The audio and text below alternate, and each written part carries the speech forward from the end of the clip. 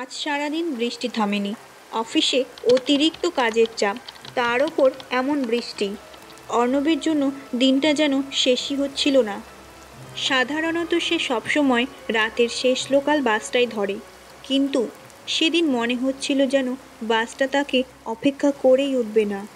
ছাতা মাথায় নিয়ে ভিজতে ভিজতে সে বাস স্ট্যান্ডে ছুটছিল। বাসটা ঠিক সামনে থেকে ছেড়ে দিতে যাচ্ছিল। কোনো মতে ড্রাইভারকে ডাক দিয়ে তাকে থামিয়ে অর্ণব বাসে উঠে পড়ল। বাসটা অদ্ভুতভাবে ফাঁকা, শুধু পেছনের সিটে বসে থাকা অর্ণব, আর বাসের সামনের দিকটায় দুজন। বাইরে ঝরঝর বৃষ্টি আর ঠান্ডা হাওয়ায় অর্ণবের চোখ দুটো ভারী হয়ে আসছিল। একটু চোখ বন্ধ করলে ক্ষতি কী, এই ভেবে সে জানলার পাশে হেলান দিল। কয়েক মিনিটের মধ্যেই হালকা তন্দ্রা এসে গেল, কিন্তু অর্ণবের চোখ খুলতেই সব দৃশ্য পাল্টে গেছে। এতক্ষণ ফাঁকা থাকা বাসটা একদম ভর্তি, দাঁড়ানোর জায়গাটুকুও নেই। অর্ণব অবাক হয়ে বলল, এরা উঠল কখন? বাইরের বৃষ্টি, ভেজা পোশাক আর ক্লান্তির জন্য সে বেশিক্ষণ কিছু ভাবতে পারল না। বৃষ্টি হচ্ছে, হয়তো কোনো স্টপে অনেক লোক দাঁড়িয়েছিল। সে আবার চোখ বুজল। কিছুক্ষণ পরেই বাস একটা ঝাঁকি দিল। অর্ণব চোখ খুলল, দেখে আবার সেই ফাঁকা বাস। না কোনো স্টপে নামার শব্দ, না কেউ নামলো, কিন্তু সবাই উধাও। বেগতিক গন্ধে তার মাথা খারাপ হয়ে গেল। ঠিক তখন পাশের সিটে দেখা গেল এক বৃদ্ধ লোককে। কবে যে এসে বসেছে সে টেরই পায়নি। বৃদ্ধের চোখে ঘুম নেই, অথচ মুখে এক রহস্যময় হাসি। বৃদ্ধ বলল, রাত 12টার পর এই বাসে বেশি লোক ওঠে না রে বাবা।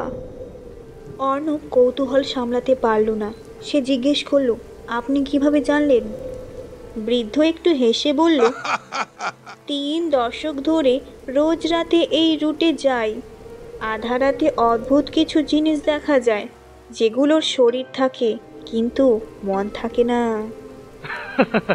অর্ণব হাসতে হাসতে বলল, আরে এসব গল্প বাদ দিন। বৃদ্ধটি আর কিছুই বলল না, জানলার দিকে তাকিয়ে রইল। কিছুক্ষণ পরে অর্ণব আবার চোখ বুজল। হঠাৎ ঝটকা দিয়ে বাসটা নড়তেই তার ঘুম ভেঙে গেল। পাশের সিট ফাঁকা, বৃদ্ধ নেই, ধোয়া গন্ধ কিছুই নেই। ভাবনার আগেই সামনে নজর যেতেই সে চমকে উঠল। একজন মাঝবয়সী লোক পত্রিকা পড়ছে। বাসে আর কেউই নেই। রাত 1টা বাজে। এত রাতে পত্রিকা? লোকটার মুখ তখন পত্রিকার আড়ালে। অর্ণব ডাক দিল, ভাই, কোন স্টপেজে নামবেন? কোনো সাড়া নেই। হঠাৎ পত্রিকাটা লোকটা নামালো। অর্ণবের শিরদাঁড়া ঠান্ডা হয়ে গেল। লোকটার মুখ যেন দুর্ঘটনায় পিষ্ট। মুখের ডান দিক ভেঙে গেছে, চোখ শূন্য, ঠোঁট নীলচে। অর্ণব স্তব্ধ। লোকটা ধীরে ধীরে বলল, এ পথে যারা ভুল করে ওঠে সবাই পৌঁছতে পারে না। অর্ণব চিৎকার করে পেছনে সরে গেল। পালাতে যাবে এমন সময় লোকটা একদম স্বাভাবিক হয়ে গেল। মুখে কোনো ক্ষত নেই, রক্ত নেই। মৃদু হেসে বলল, ভয় পেয়ে গেলেন? এই রুটে রাতের পর রাত এমনই সব কাণ্ড ঘটে। দেখলে ভুলে যাও, নইলে যারা দেখে তাদের সঙ্গেই থাকতে হয়। কথা শেষ হতে না হতেই লোকটা উঠে দাঁড়ালো। একই ছন্দে দরজার দিকে এগোলো। বাস চলন্ত থাকা অবস্থায় সেই লোকটা হঠাৎ তীব্রভাবে দরজা খুলে লাফ দিয়ে বেরিয়ে গেল। বাহিরে ধাক্কা আর আর্তচিৎকারের শব্দ। অর্ণব আর থাকতে পারল না। ঠিক তখনই সামনে একটি স্টপেজ দেখতে পেল। বাস ধীরে হতেই সে লাফ দিয়ে নেমে গেল। বৃষ্টির ভেতর দাঁড়িয়ে শ্বাস নিতেই সে বাসটার দিকে ঘুরে তাকালো। অর্ণব এবার বাসের আসল রূপটা দেখল।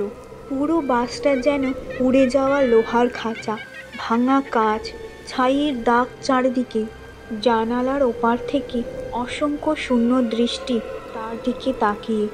একটা হালকা হাসি ওই পত্রিকাওয়ালা লোকের, আর ঠিক পেছনে সেই বৃদ্ধ লোকটিও দাঁড়িয়ে। বাসটি ধীরে ধীরে অদৃশ্য হয়ে গেল বৃষ্টির পর্দার আড়ালে। অর্ণব ঠাই হয়ে দাঁড়িয়ে রইল, পা যেন মাটিতে গেঁথে গেছে। নমস্কার বন্ধুরা, তোমাদের এই গল্পটি কেমন লেগেছে অবশ্যই কমেন্টে জানিও।